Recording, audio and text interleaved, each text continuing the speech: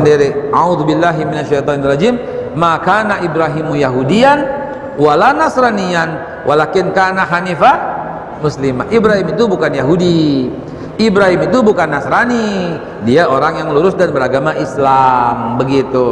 Dari situ kita tahu, apapun pendapat orang-orang tentang ini tanah yang dijanjikan, ini tanahnya Israel, ini tanahnya orang Arab, ini tanahnya penduduk Mesir, ini tanahnya penduduk Kan'an, ini tanahnya, ini the promised land. Diam, Allah bilang itu punya orang Islam, selesai. Haleluya, haleluya, haleluya. Assalamualaikum warahmatullahi wabarakatuh. Salam Aki. Aku kabarkan Injil keselamatan. Bapak Ibu di Tuhan, ketemu lagi dengan saya Evangelis Avraham Effendi Usman. Bagaimana kabar Bapak Ibu semua? Tentu luar biasa. Nah, saudaraku para pencinta Injil Habaget, pertama sekali saya mengucapkan terima kasih banyak kepada Bapak Ibu yang selalu mendukung pelayanan Habaget, baik melalui doa, dana, motivasi maupun support saudara semuanya. Lebih-lebih lagi pelayanan yang akan kita lakukan beberapa hari ke depan ke daerah Sumatera, khususnya daerah Lampung. Bapak Ibu buat dalam doa agar melalui pelayanan kita banyak orang-orang yang ada di pedesaan sana mereka dikuatkan, dan yang sudah undur dari hadapan Tuhan mereka bisa kembali kepada Tuhan. Karena di bawah kolong langit ini tidak ada nama yang bisa menyelamatkan umat manusia selain di dalam nama Adonai Yeshua HaMashiach. Agama boleh banyak, nabi dan rasul boleh banyak, dan boleh saja dan sangat sah-sah saja orang mengatakan bahwa agamaku paling benar. Tetapi keselamatan di bawah kolong langit ini hanya kita dapatkan di dalam pribadi Yesus Kristus. Nah, saudaraku para pencinta Injil Habaget, saya ingin mengajak kita semuanya untuk melihat dua cuplikan video. Yang pertama dari Bapak Haikal Hasan, di mana Pak Haikal Hasan berkata bahwa tanah yang ada di Palestina yang sedang diperebutkan itu adalah tanah milik umat Islam. Benarkah seperti itu? Itu adalah versinya Bapak Haikal Hasan. Bukan versi kita, tetapi versi Bapak Haikal Hasan. Nah, Bapak Ibu, supaya kita tidak dianggap omdo dan kita tidak punya dasar apapun, maka saya mengajak Bapak Ibu semuanya untuk melihat sebuah ayat Al-Quran. Ini adalah kata kitab diimani oleh Bapak Haikal Hasan sendiri. Dalam surat Al-Maidah ayat 21, sebagaimana ayat ini sangat sering sekali kita baca Bapak Ibu. Sangat sering kita sampaikan, kita perdengarkan kepada teman-teman supaya mereka mau melihat. Dan mereka tidak hanya membaca dalam bahasa Arab, tetapi juga mau melihat arti yang tertulis dalam bahasa Indonesia. Bunyinya begini. Ya qaumi dukhulul ardhal muqaddasata allati kataballahu lakum wa la tartaddu ala adbarikum fatanqalibu khasirin. Artinya, wahai kaumku, masuklah ke tanah suci dalam kurung Palestina yang telah ditentukan Allah bagimu, dan janganlah kamu berbalik ke belakang karena takut kepada musuh. Nanti kamu menjadi orang yang rugi. Ini tertulis Bapak Ibu dalam surat Al-Maidah ayat 21. Nanti Bapak Ibu bisa lihat sendiri bagaimana bunyinya dan bagaimana artinya. Lalu silahkan tafsirkan sendiri. Ini bukan Alkitab. Kalau di dalam Alkitab sudah sangat jelas sekali tertulis. Nanti kalau kita baca Alkitab, mereka lebih-lebih lagi tidak percaya Bapak Ibu. Tetapi ini adalah kitab suci saudara kita umat Islam yang dipercayai oleh Bapak Haikal Hasan. Apakah Bapak Haikal Hasan juga ingin menyanggah ayat ini? Ingin menyangkal apa yang tertulis dalam surat Al-Maidah ayat 21? Silahkan Bapak Haikal Hasan berpikir dan menjawab apa yang perlu dijawab, ya. Nah, di dalam surat Al-Baqarah ayat 47, satu ayat lagi saya akan bacakan. Ya Bani Israil dzkuru nikmati allati an'amtu 'alaikum wa anni faddaltukum 'alal 'alamin. Wahai Bani Israel, ingatlah nikmatku yang telah aku berikan kepadamu, dan aku telah melebihkan kamu dari semua umat yang lain di alam ini. Dalam kurung pada masa itu. Silahkan Bapak Ibu tafsirkan sendiri. Tapi ini ada pada masa itu dalam kurung, tutup kurung Bapak Ibu, ya. Pada masa itu. Kalau kita melihat dalam bahasa Arab tidak ada kata-kata pada masa itu. Tapi oleh penafsir Al-Quran, oleh penerjemah ditulis pada masa itu. Lagi-lagi silahkan tafsirkan sendiri di surat Al-Baqarah ayat 47. Bapak Ibu baca dan jangan lupa baca artinya, setelah itu renungkan apa maksudnya. Begitu juga di dalam surat Al-Maidah ayat 21, silahkan dibacakan sendiri dan Renungkan artinya, lalu pikirkan sendiri. Baik Bapak Ibu, mari kita saksikan sama-sama bagaimana dua cuplikan videonya. Yang pertama dari Bapak Haikal Hasan dan nanti juga ada Bapak Bambang Nursena. Nah, sebelumnya kepada teman-teman dari seberang yang menonton video ini, tempatkan hati dan pikiran kalian di tempat yang netral. Jangan belum apa-apa sudah menghina, mencaci maki, mengolok-olok. Mari simak, perhatikan, baru setelah itu nanti ke kolom komentar apa yang didapatkan. Dimulakan Allah Subhanahu wa taala. Ibrahim alaihissalatu wassalam, entar di surat Ali Imran ayat yang ke-67 juga dijawab oleh Allah sendiri. A'udzubillahi minasyaitonirrajim. Ma kana Ibrahimu Yahudiyan wala Nasraniyan walakin kana Hanifa Muslimah. Ibrahim itu bukan Yahudi, Ibrahim itu bukan Nasrani, dia orang yang lurus dan beragama Islam. Begitu. Dari situ kita tahu, apapun pendapat orang-orang tentang ini tanah yang dijanjikan, ini tanahnya Israel, ini tanahnya orang Arab, ini tanahnya penduduk Mesir, ini tanahnya penduduk Kan'an, ini tanahnya, ini the promised land. Diam, Allah bilang itu punya orang Islam, selesai. Rasulullah bilang itu 40 tahun setelah bangun Masjidil Haram dibangun Masjidil Aqsa, selesai. Dan pada waktu itu belum ada agama Yahudi, pada waktu itu belum ada agama Nasrani. Ini bukan pelecehan kepada agama, ini ngaji sejarah. Silahkan dibantah dengan bukti ilmiah, nggak usah dilapor-laporin lagi. Lo kira nggak capek bolak-balik kantor polisi? Baru-baru ini media sosial dihebohkan oleh ceramah dari Profesor Moshe Sharon dari Hebrew University yang terkenal itu, yang ditayangkan oleh Arutz Sheva TV di Yerusalem, yang kemudian dibahas, diunggah, diberi subtitle bahasa Malaysia, bahasa Indonesia, yang intinya bahwa sang profesor mengatakan bahwa mulai dari penciptaan dunia, dari zaman Adam dan Hawa sampai zaman kita, hanya ada satu agama, yaitu agama Islam. Spontan maka ceramah ini dijadikan semacam legitimasi bahwa satu-satunya agama yang diridhoi Tuhan itu hanya agama Islam, seperti yang diakui oleh Profesor Yahudi ini. Padahal sebenarnya saudara-saudara, yang dimaksudkan oleh Profesor Moshe Sharon itu adalah dia coba mengajak pada pembacanya, tentu adalah orang Yahudi, untuk memahami bagaimana Islam melegitimasi penaklukan dalam sepanjang sejarah terhadap wilayah di Timur Tengah dan di wilayah lain dengan argumentasi teologis. Artinya dari islamisasi sejarah menjadi legitimasi bagi islamisasi geografi atau islamisasi wilayah. Untuk lebih jelasnya, mari kita saksikan secara utuh ceramah dari Profesor Moshe Sharon berikut ini. There is a question, is the attitude of Islam to history. And in fact, what we find, the basic attitude is that all history is in fact an Islamic history. That means that all the major figures of history basically are Muslims, from Adam down to our own time.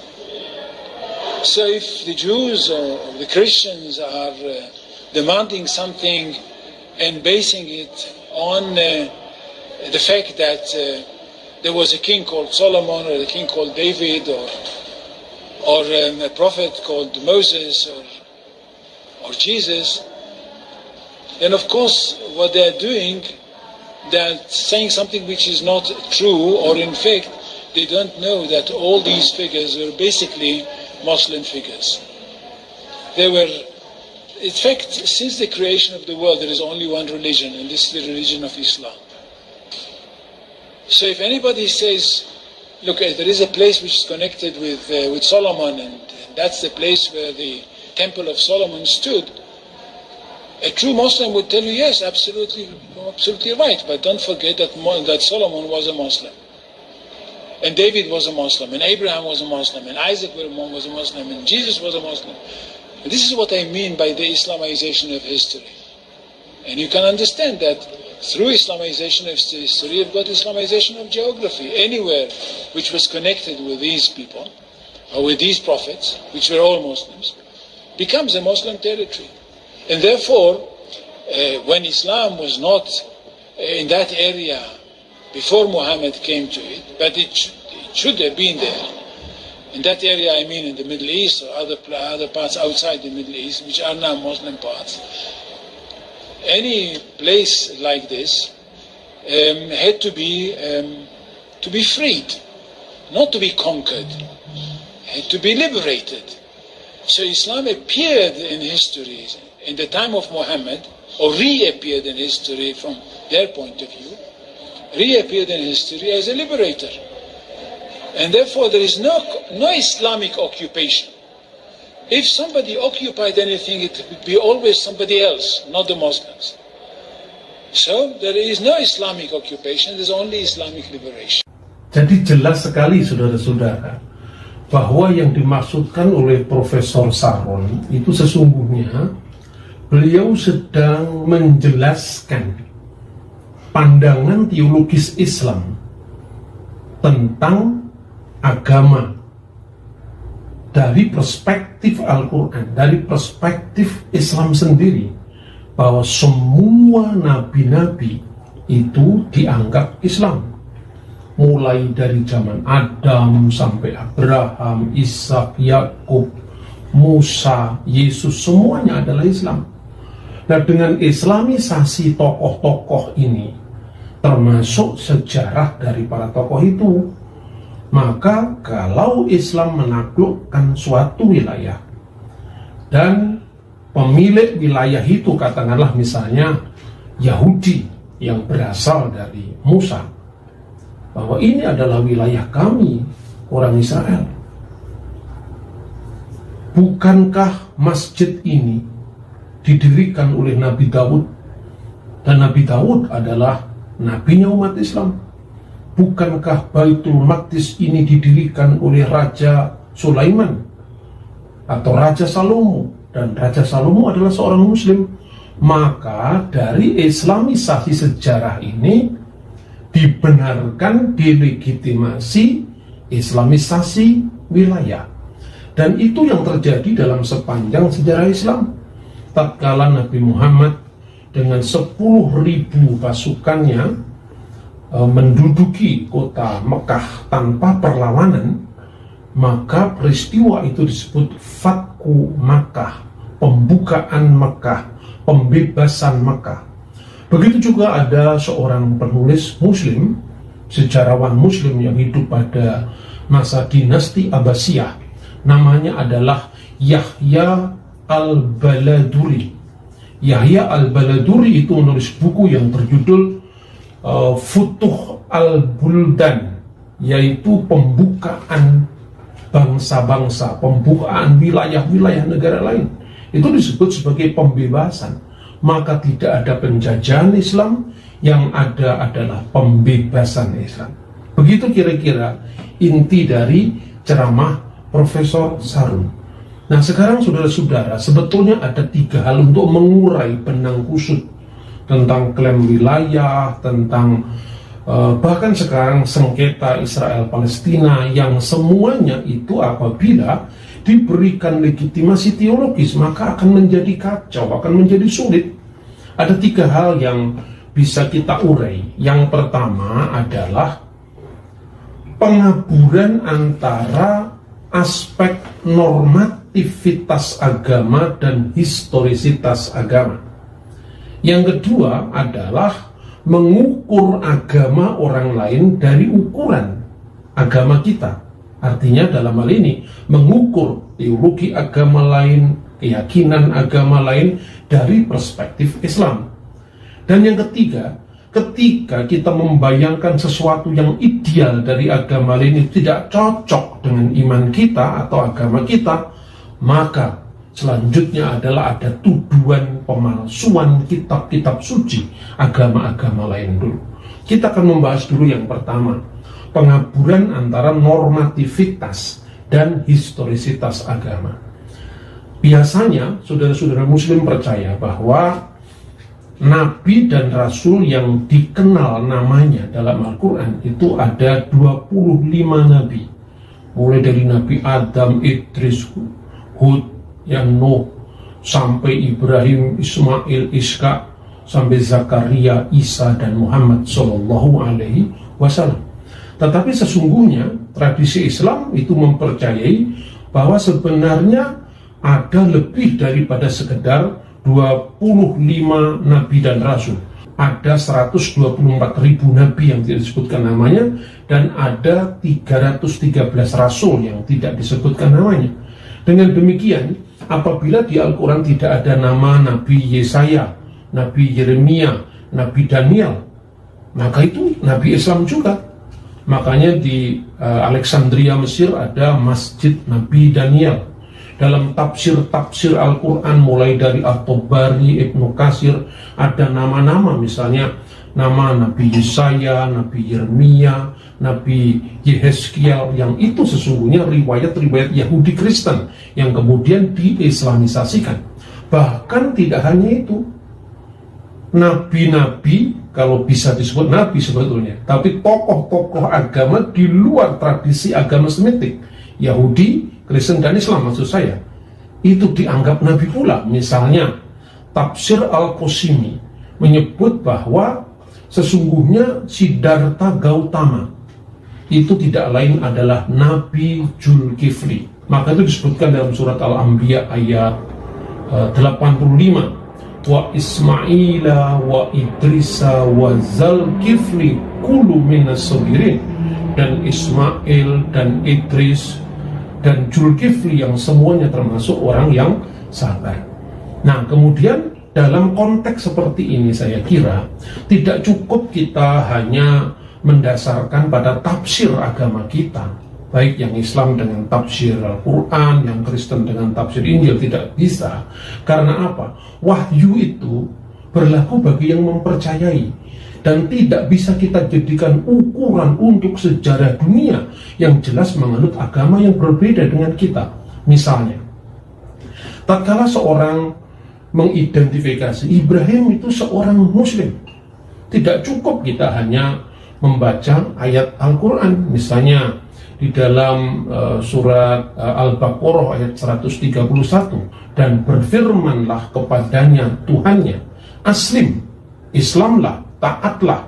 Qala, kata Ibrahim, aslamtu lirabbil alamin, saya telah Islam, saya telah berislam, saya telah berserah diri kepada Tuhan seluruh sekalian alam.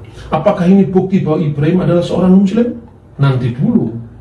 Bahwa Ibrahim seorang yang taat kepada Tuhan, sebagaimana banyak tokoh-tokoh agama memberikan keteladanan, ketaatan, itu ya, itu betul.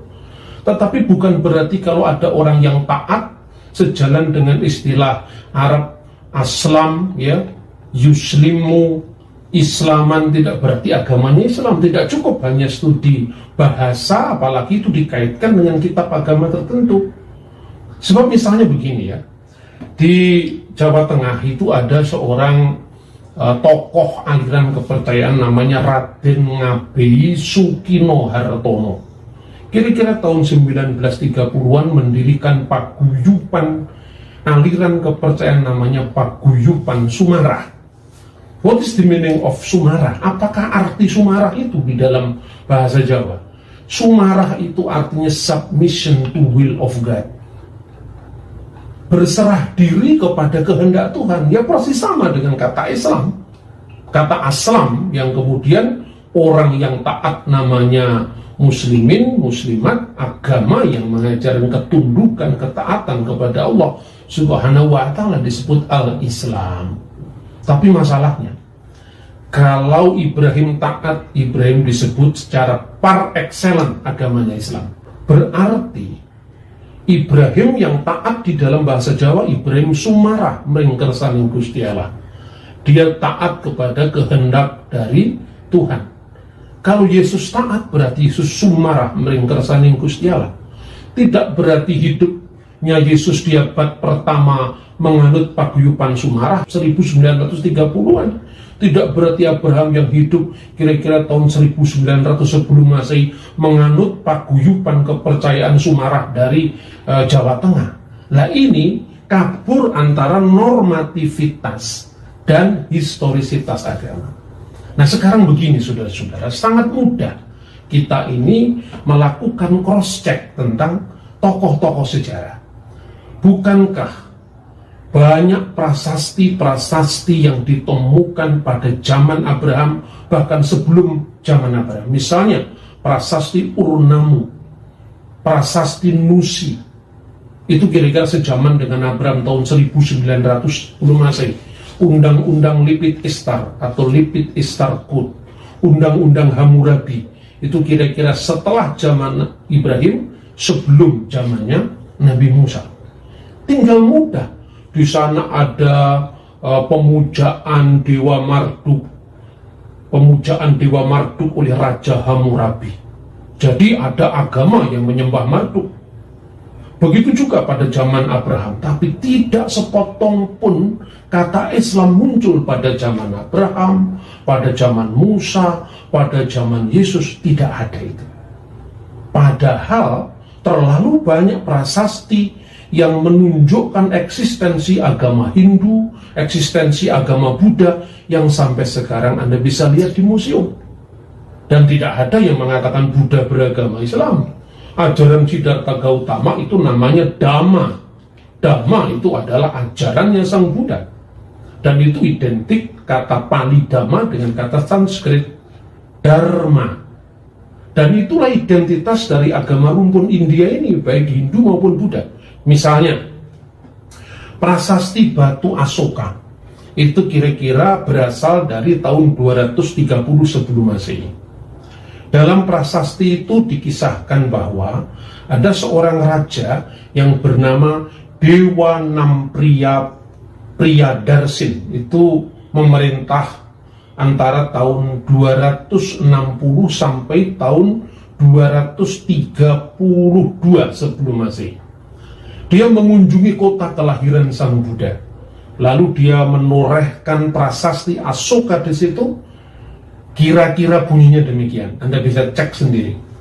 Atana Agasya Mahiyite Hida Bude Jate Sakyamuniti. Di situ ada kata-kata Bude Jate Sakyamuniti, bahwa sang raja, maksudnya Dewa Nampriya Priyadarsin, itu mengunjungi kota kelahiran Sang Buddha. Dia datang sendiri ke sana, menyembah atau bersembahyang di sana. Karena alasannya apa? Alasannya Bude Jati Sakyamuniti. Karena Buddha Sang Sakyamuni lahir di kota ini. Jelas, ada identitas agama Buddha dalam prasasti Asoka. Lalu, saudara bisa saya tunjukkan prasasti yang lebih tua lagi yang ditemukan di kuburan Raja Darius I. Dan bagi pembaca Kristen, bagi pendengar Kristen, silakan membaca kitab Isra pasal 6 ayat 1, kitab Isra pasal 6 ayat 15 tentang keberadaan Raja Darius I. Dan pada saat dia mati, maka dituliskan prasasti yang dikenal dengan prasasti Behistun. Sekarang terletak di provinsi Kermanshah, Iran. Nah, dalam prasasti kuburan Raja Darius itu memerintah antara tahun 550 sebelum Masehi sampai 486 sebelum Masehi. Dan di sana dalam prasasti yang tertulis di dalam bahasa kuno, yaitu bahasa Persia kuno yang disebut Bagastana. Baga itu artinya Tuhan, stana itu istana, istana Tuhan. Anda bisa bandingkan dengan kata Bhagavad Gita. Gita nyanyian, Bhagavad Tuhan, nyanyian ketuhanan. Di dalam bahasa Persia kuno itu dituliskan tentang Raja Darius I yang memproklamirkan kemenangannya atas bangsa Hindu. Dikatakan di sana, dengan rahmat Ahura Mazda, dengan rahmat dewa Persia kuno agama Zoroaster itu namanya Ahura Mazda, maka telah ditaklukkan Hidusaka Hauma Warga Saka, telah ditaklukkan negeri Saka di tanah Hindu dan Hauma Warga Saka. Saudara-saudara bisa membaca atau cek langsung sejarah Hindu di Persia, di India kuno. Jadi ada nama agama Hindu di sana, ada nama agama Buddha. Dan yang kedua, itu kita tidak bisa mengukur agama orang lain dari ukuran kita. Semua nabi agama Islam, semua nabi agamanya Islam. Apakah setiap tokoh spiritual menamakan ajarannya dengan agama? Nah, itu yang harus kita kupas lebih lanjut. Jadi istilah Hindu, istilah Hindu, ya, itu sesungguhnya tidak hanya merujuk kepada bangsa India, tapi bangsa India dengan agamanya. Jadi sudah ternyata rumit kan kalau bicara tentang sejarah agama-agama. Anda menguasai agama Islam dengan Al-Quran sepinter apapun Anda, tapi itu tidak berlaku bagi orang yang tidak meyakini. Tidak seperti itu. Maka marilah kita bebaskan diri kita dari imperialisme doktriner yang berlagak seolah-olah dia mampu untuk memecahkan. Saudara dikasih Tuhan para pencinta Jalan Bagian, bagaimana tanggapan Bapak Ibu semua setelah kita sama-sama menyaksikan cuplikan video yang baru saja. Di akhir video tidak lupa saya mengajak kita semuanya supaya kita sama-sama berdoa untuk kedamaian Yerusalem. Terima kasih. Assalamualaikum warahmatullahi wabarakatuh. Salam Aki. Aku kabarkan Injil keselamatan. Bapak Yahweh Bishop Adonai Yesus Hamasiah Ruah Kudus memberkati kita semua. Haleluya. Amin. Salam Murtadin.